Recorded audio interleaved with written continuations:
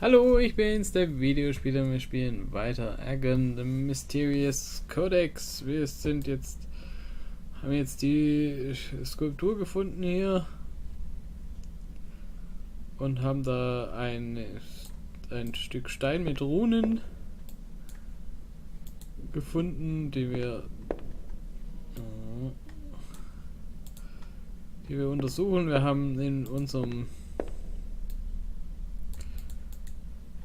Büro ein Buch, wo sowas gibt, wo es verschiedene Runen zum Übersetzen gab.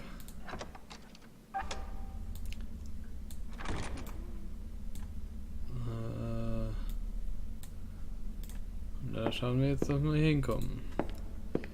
Swanson schläft noch.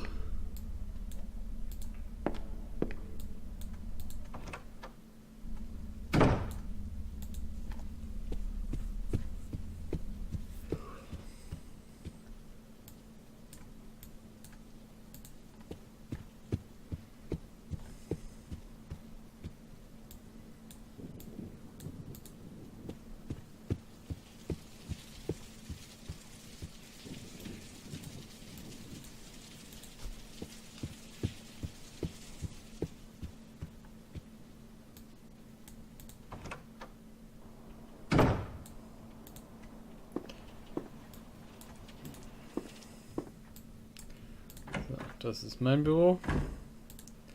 Irgendwo hier im Regal. Ich glaube, das hier war's. Ah ja, genau. Wie sahen die aus?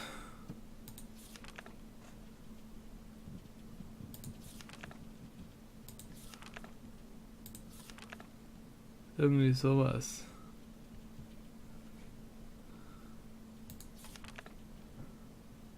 Vielleicht Hungarian.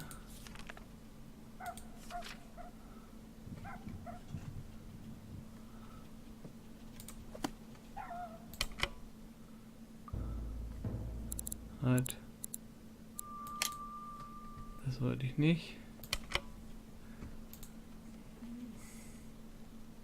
Let's see what these strange drawings conceal. Muss ich dir erst jetzt abmalen, damit ich es dann übersetzen kann. Ach du je. Ah, ist gut.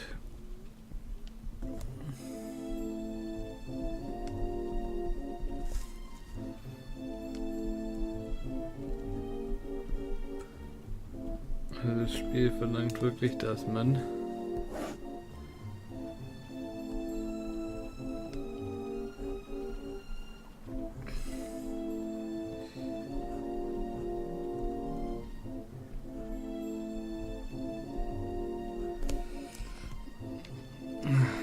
sich Notizen macht.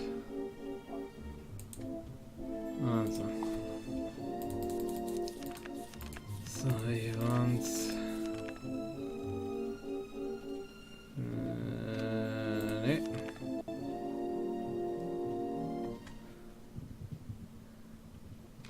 Diese komische gab's da. Hungarian runes are descended from the Turkey script used in Great Central Asia. They were used by this blah blah blah. In remote parts of Transylvania, the runes were still used up until 1850s. Hungarian runes were usually written on sticks in both Tropvedon style, alternating direction left to right, then right to left. Okay, also ich habe zwei Zahlen, also erst links nach rechts, dann rechts nach links. The runes include separate letters for all the phonemes of Hungarian, are in this respect better suited to written Hungarian than the Latin alphabet. Okay, das erste ist ein E und 3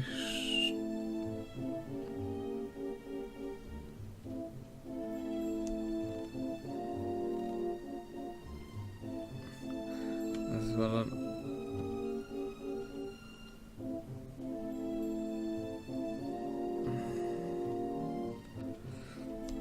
das 3 einzelne Striche gewesen oder war das 1 und 7?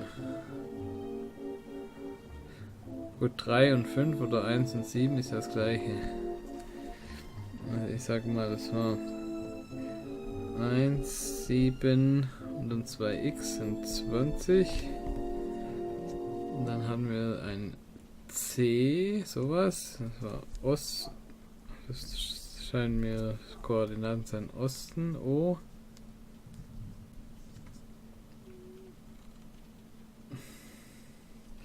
Ist wieder 1 und 7 und dieses komische 60. Dann haben wir 68 und 28.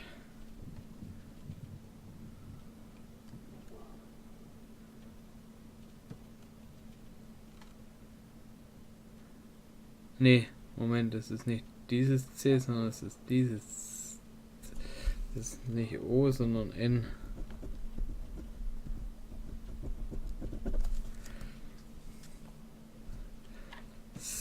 So, und die zweite Zeile ist. Da ist jetzt dieses komische C, das ist O. Und dann ein I.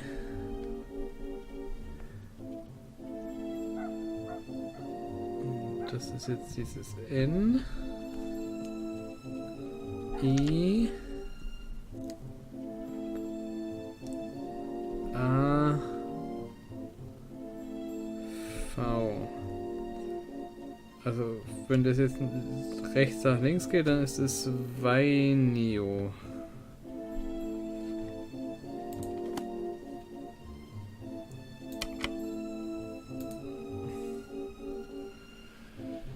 Okay, also. Da ist das E. 2, 8, 28 und N 68. O wird ja keinen Sinn geben als Osten.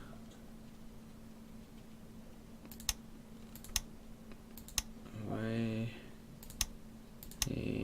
Ja. Yes, it is more intelligible that way. This mysterious drawing is showing directions. But what do these directions and numbers mean exactly? Maybe the map will help. So, ich habe ja hier eine Karte im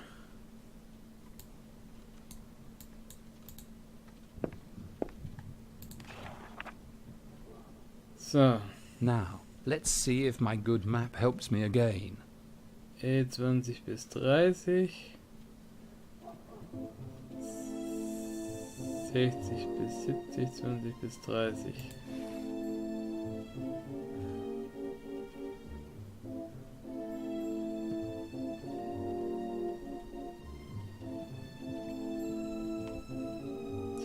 Bis 30, 60 bis 70. So. Was habe ich gesagt? 28 und 68. Lapland. Quite north. The map is not showing any serious settlement. Vainio must be the name of the family in possession of the game.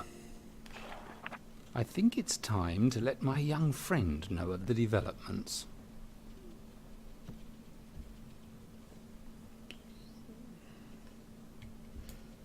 So, muss ich nochmal telefonieren.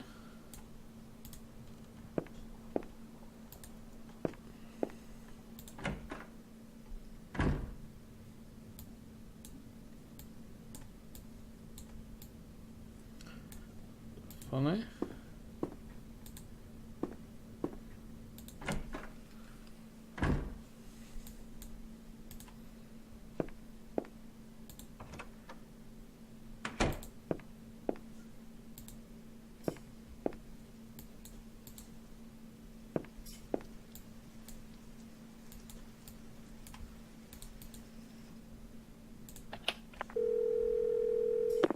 Number, please. Das 5. 5, 5, 6, 2, 3, please. Hold the line, please. Hold the line, please.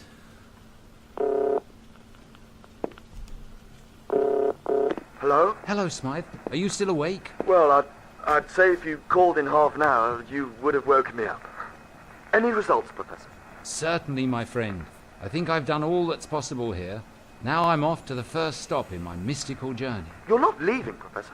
Yes, I'm immediately leaving for Lapland. Lapland? Yes. I have to find a certain person named Vainio. I see. Or rather, I don't see, Professor. Look, Smythe, I'll tell you everything in detail, but you have to promise me some things. First of all, the letter, the sculpture of the Black King, and everything else that happened tonight has to be kept a secret. Oh, of course, Professor. Thank you. Secondly, I ask you to help with my journey whichever way you can. I will travel to 12 different corners of the world in the next few months. It won't be an easy task.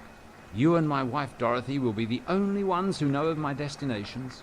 I will let you know of the events in a letter from each place. I can promise you that, Professor. I gladly take part in such an expedition, even if I cannot personally travel with you. So, this means that your wife knows all about it. No, not yet. I'm going home now and prepare for the journey. I believe I will need a lot of things. I will leave London by the early train. And now listen very carefully. I'll tell you what important discoveries I have made tonight.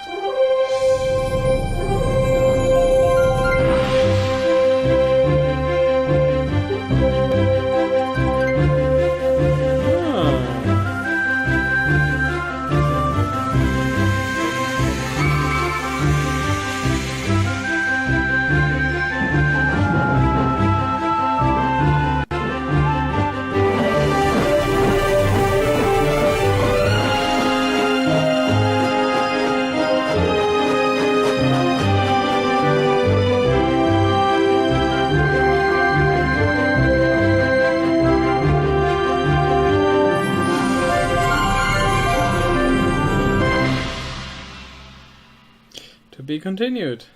Das war jetzt von den ursprünglichen Spielen das erste.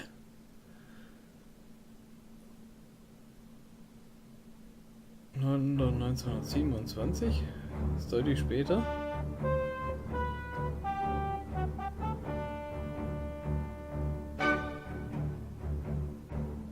Da kommen die ganzen Briefe.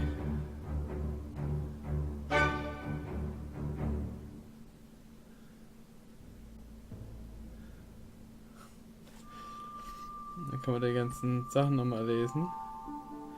Berlin, Königsberg, St. Petersburg. Chapter 5.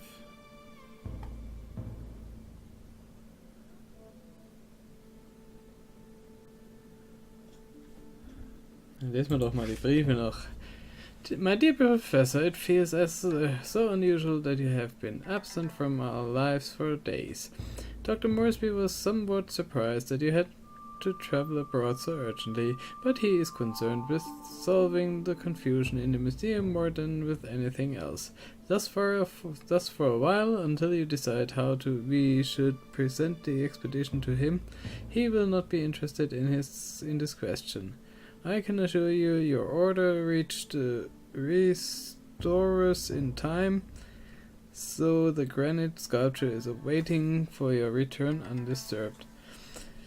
It was of great help in making sense of the events that you copied the texts of the mysterious letter and the codex page from me. For some reason they remind me of my university years. I will think of this, and if I come across something more specific, I will write you at once. I have arranged your accommodation at St. Petersburg, and I will soon find the place the northern coordinates indicate. I hope to serve you with more accurate information soon. I wish you the best. Be careful. Okay. Königsberg. My dear Professor, I am very excited. My suspicion has been confirmed. The codex, whose page you already possess, is not entirely unknown to me. During my university years, an old teacher of mine, a certain Professor Reginald Lowe, told me about the book auction, also known as the Irgendwas Battle of Roxburgh, where the late Duke of Roxburgh's bequest, or more accurately his rather large collection of books, was auctioned.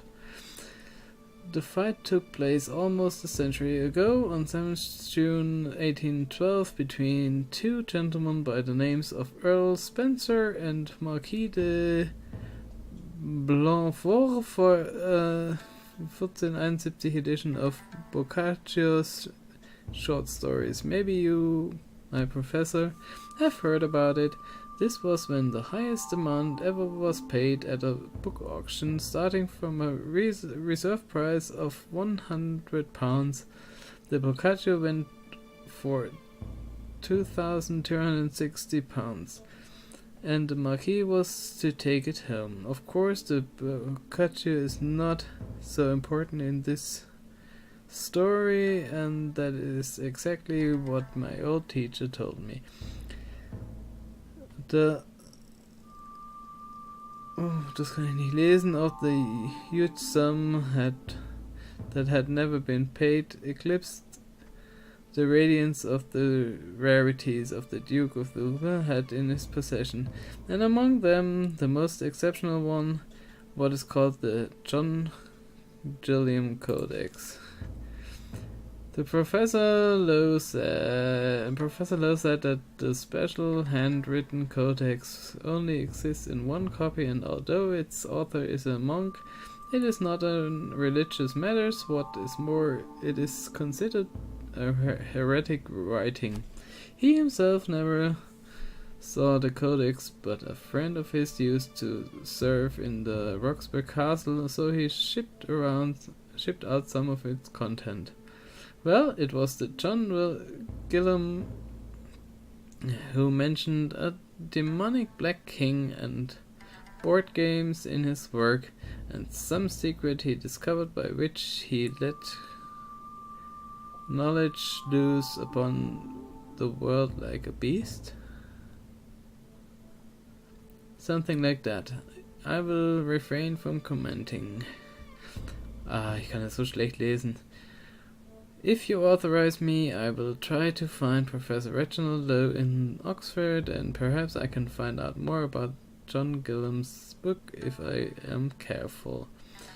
If all this is true, your journey is promising significant findings in the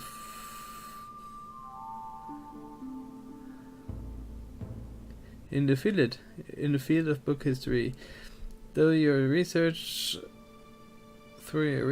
a real rarity can emerge from the depths of oblivion. Looking forward to your reply. In St. Petersburg, find Hotel Anglia. I reserved a room for you.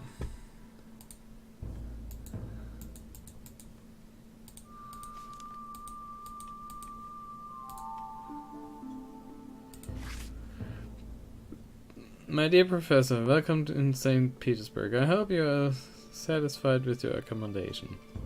Although I believe it must be more comfortable than in the sleeping car of the Northern Express anyway. Am I mistaken? Well, I have finished my investigation concerning your journey to Lapland, although it does not mean I managed to find the solution. Unfortunately, neither our maps nor the offices at the Finnish railways can serve with accurate information on what exactly is at the intersection of these latitudes and longitudes. You will have to find out there, but I am not worried about you. When you have rested in St. Petersburg, take a train again on the Vipuri, blah blah blah. Das ist egal. Here you have to make inquiries at the Northern Goods and Post Train Agency. If you are lucky, you can soon board a train heading for Kitila, approximately 12 miles after leaving Kitila there is a small station. Unfortunately, I have not managed to find out its name, or maybe it is so small it has no name. The train rarely stops there. They usually drop small posts there, here. The station connects 3 little villages, but only one is in the intersection of the lines. No one could say which. You will certainly find help at the station. The train company promised to help get a telegraph message to the station master, in which I requested a sledge for you, which will get you to the village. You only need to find out in which one you will find your man. It is important to contact the goods train immediately upon your arrival because if you are late, you may be forced to spend long days or even weeks in this abandoned place. Promising. 10. November sind 2 Briefe.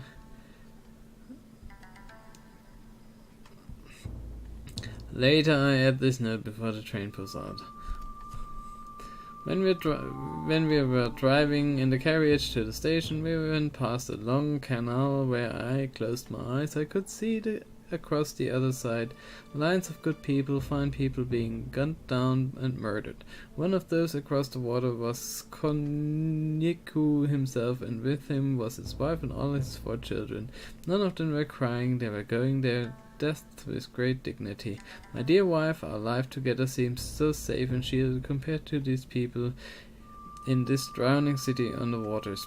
Pray for me and for all of them who will suffer and die. I send you my dearest love, your husband, Samuel Hunt. Okay. My dearest Dorothy, I am here in St. Petersburg until tomorrow. I cannot wait to leave. I have been here for 4 days, and the delay to my plans irritate me.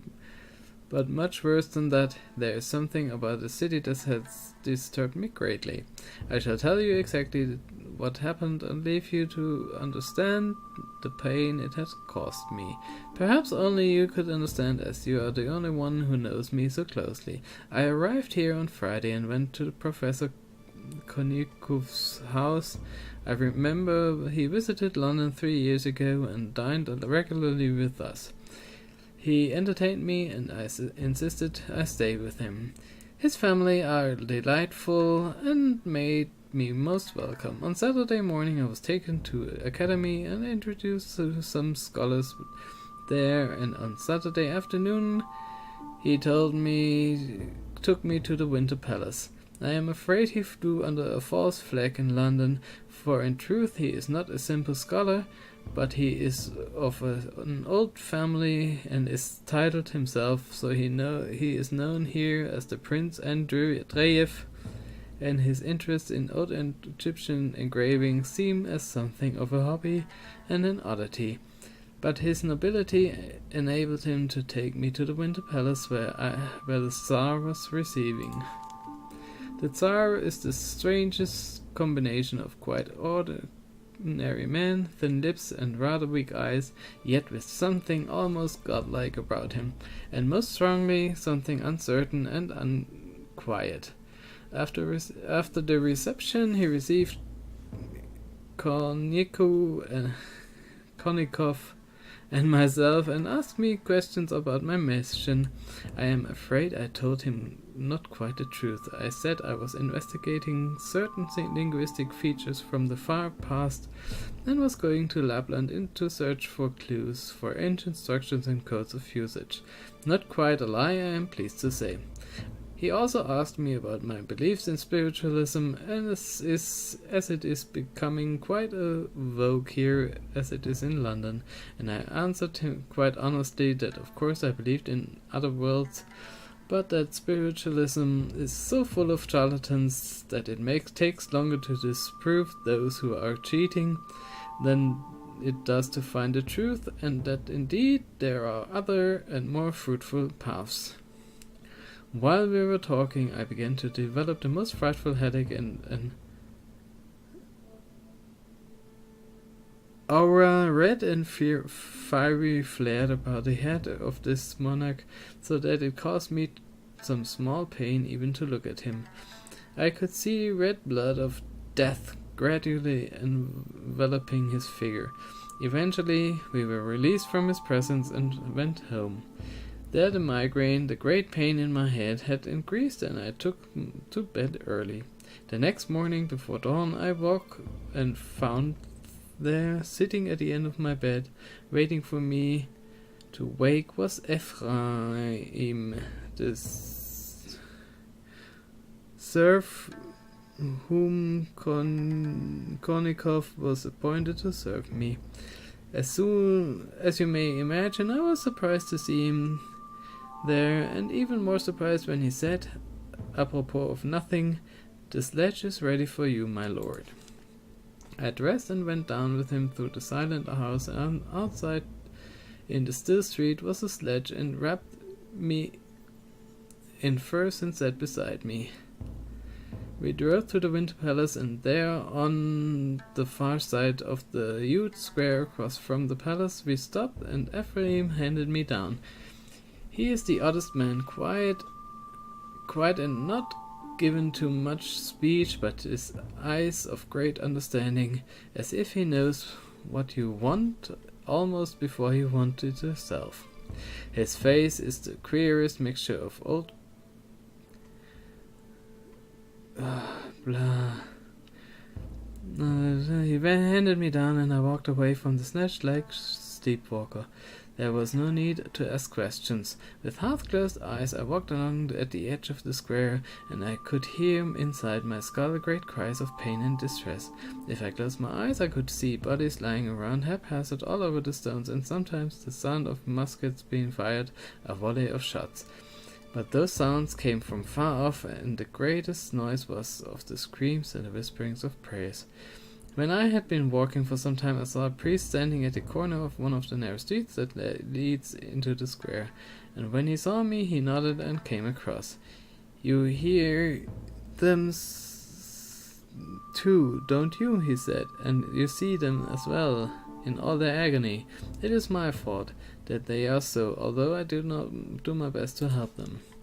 His name is Father Gapon, and his chosen mission was to alleviate the suffering of all those poor people in this terrible city of such great contrasts. The huge wealth and the abject poverty, the great pleasures and the most horrible suffering, the arrogant cynicism and the humble faith.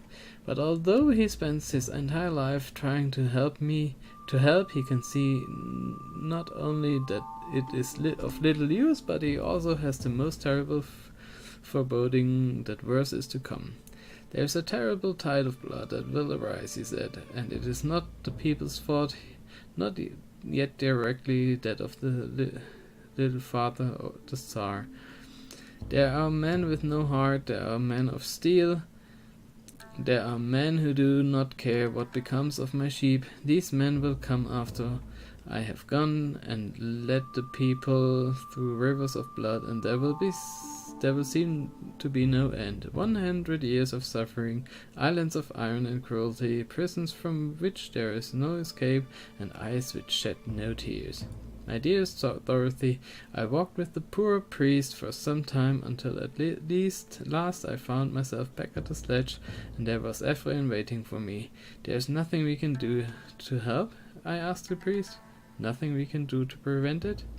It was Ephraim who answered. "There is nothing," he said. "You can be a witness to this suffering, but there is nothing to be done. You can follow your search to the end of the time, and there will be small truths along the way and small victories. That has to be enough." The priest had walked wearily away, and I was taken back to the house. I ate a solitary breakfast and went back to my room. Now I am waiting to go to the station to catch the train that will continue my journey to the Vaiano family and the great mystery that I determined to solve, but my head remains cold and great pain. When I look out of the window, I see people walking the streets but it almost seems as if I can see through them. They are to me ghosts already. I can sense that the city is so known to huge suffering and many deaths. Soon it will start, but it will not be over soon. I can feel pain in me and all around me. You know, my dear, how sensitive I am to these strange vibrations of feelings. I know much of the past from my studies, and now I feel that I am having feelings thrust upon me concerning the future that I have no choice but to live with. I just saw a poor man on crutches, thin to the extremity of hunger, struggle along the street, begging for pennies and scraps, and nobody heeds him. How will his blood help? Yet it is such as he who will suffer most. I cannot wait to leave. I have said my goodbye to Kornikov. I fear that I shall never see the good Prince Andreev alive again. There is death all around him. Poor Kornikov, the lover of old writing. I think I have rarely met a man so much in love with his work and so at ease in his life as he. And yet I sense about him a doom I cannot express. His death is already here, or so it seems.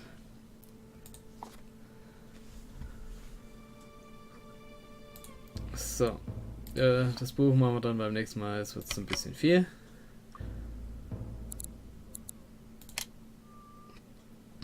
Ich sage Tschüss für heute. Bis dann, euer Videospieler. Mein Gesicht ist eingefroren. Und damit sind wir am Ende dieses Videos angelangt. Wenn es euch gefallen hat, ich habe noch jede Menge mehr Videos in meinem Kanal. Schaut rein, abonniert, unterstützt mich finanziell auf Patreon, würde mich freuen. Tschüss und vielen Dank.